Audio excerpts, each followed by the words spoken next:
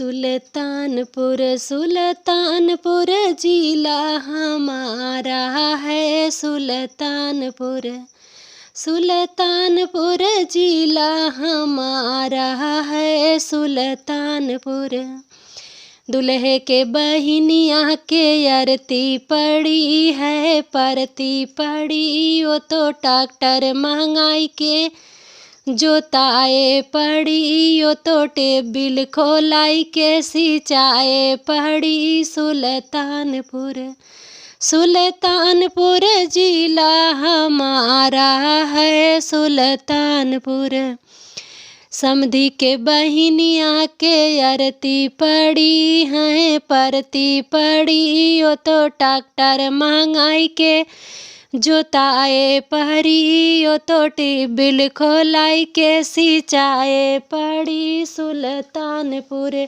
सुल्तानपुर जिला हमारा है। सुल्तानपुर अगुआ के बहिनिया के आरती पड़ी है, परती पड़ी यो तो ट्रैक्टर महंगाई के जोताए पड़ी, यो तो टेबिल खोलाई के सिंचाए पड़ी। सुल्तानपुर सुल्तानपुर जिला हमारा है। सुल्तानपुर।